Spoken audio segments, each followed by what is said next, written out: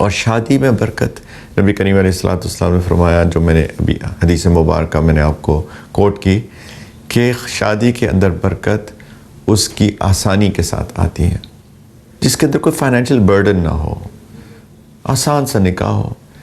हमारे दीन के अंदर निकाह दो मर्द गवाहों, दो बालिग मर्दों की मौजूदगी में उनकी गवाही के साथ ईजाब और कबूल का नाम है। ये निकाह है। लड़की का वली हो जो लड़की से इजाज़त लें, और लड़का हो, और दो गवाह हो। उन दो गवाहों की मौजूदगी में अगर ईजाब कबूल हो जाए लड़की का वली और लड़के के दरमियान, तो इसको निकाह कहते हैं। As simple as that. कितना आसान है हमारे मुआशरे के अंदर निकाह करना।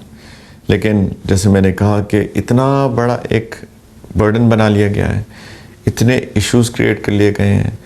एक निकाह करने पर करोड़ों रुपए सर्व किए जाते हैं, बड़े बड़े फंक्शंस होते हैं, बल्कि एक फंक्शन नहीं होता, कई फंक्शंस होते हैं, 6 7 8 9 फंक्शंस होते हैं। पैसा पानी की तरह बहाया जाता है। कुछ लोग कहते हैं कि जी हमारे पास बहुत माल है तो हम क्यों ना करें। देखिए, सबसे पहली बात तो अल्लाह के रसूल सल्लल्लाहु अलैहि वसल्लम ने अगर बेहतरीन निकाह की डेफिनेशन आसान निकाह बनाया है, तो हमें अल्लाह के रसूल सल्लल्लाहु अलैहि वसल्लम की बात माननी चाहिए, नंबर 1। नंबर 2, कि अगर किसी के पास माल है भी तो वो माल बहुत जगह पे ख़र्च हो सकता है, बहुत सारे मसारिफ हो सकते हैं। अगर कोई ये आर्ग्यूमेंट दे कि नहीं, हमें यहाँ पे ख़र्च करने के बावजूद हम बहुत सारे मसारिफ, अच्छे मसारिफ पे ख़र्च करते हैं, तो इसका जवाब ये है कि देखें, अगर हर बंदा इसी तरह की शादी करेगा जैसे कि हमारे माशरे में हो रही हैं, कई फंक्शंस, बहुत सारा पैसा, तो एक नॉर्म सेट हो जाएगा। और वो लोग जिनके पास माल नहीं है और बदकिस्मती से उनके अंदर वो जज्बा भी नहीं है, वो हिम्मत भी नहीं है, वो ताकत भी नहीं है, जिसकी बेस के ऊपर वो अपने उसूलों पे खड़े हो जाएं। वो कहें कि ठीक है, मेरे पास माल नहीं है तो नहीं है, और मैं बहुत सिंपलिसिटी के साथ निकाह करना चाहता हूँ। ऐसे बहुत कम लोग होते हैं। एक ऐसा पेयर प्रेशर क्रिएट कर दिया जाता है कि हर बंदा इतने फंक्शंस कर रहा है, हर बंदा इतनी ज़्यादा माल खर्च कर रहा है शादियों पे, तो उनको होता है कि हम शायद शादी ऐसी हो ही नहीं सकती। अगर हमने ऐसे शादी ना की तो लोग क्या कहेंगे। उनके अंदर इतनी स्ट्रेंथ नहीं है कि लोग जो कहते रहे, हमें इससे क्या परवाह, हमारे पास नहीं है माल तो नहीं है माल। उनके अंदर इतनी ताकत नहीं है, इतनी हिम्मत नहीं है। तो वो इस पेयर प्रेशर में आकर चाहते हैं कि हमारे भी ऐसे फंक्शंस हो, ताकि लोग कहें कि देखो इसने भी कितनी अच्छी शादी की।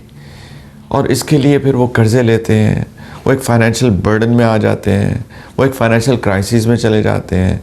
वो एक शादी करने की वजह से शायद बहुत सालों के लिए, अगर सारी ज़िंदगी के लिए नहीं तो बहुत सालों के लिए परेशानी में चले जाते हैं। फिर वो एक पैसा जोड़कर किसी तरीके से वो कर्ज़े वापस करते हैं। और हैरत की बात यह है कि जिसने नाराज़ होना होता है वो भी नाराज़ होता है। लोगों को तो आप कभी भी खुश नहीं कर सकते हैं। किसी ने कोई ना कोई कमेंट दे देना है, तो वो कमेंट्स भी लेते हैं, क्रिटिसिज्म भी लेते हैं, अपने आप को मुसीबत में भी डालते हैं। लेकिन अगर हमारे माशरे के अंदर ये चीज़ आम हो जाए कि हम सारी शादियाँ आसान कर दें, हम ईजाब कबूल, ऑफ़र एक्सेप्टेंस कुछ लोगों की मौजूदगी के अंदर एक बहुत ही सिंपल इवेंट के अंदर, एक सिंपल एनवायरनमेंट के अंदर कर लें, तो हर शख्स को होगा कि देखो शादियां तो ऐसे होती हैं। हर बंदे के लिए शादी करना आसान हो जाएगा।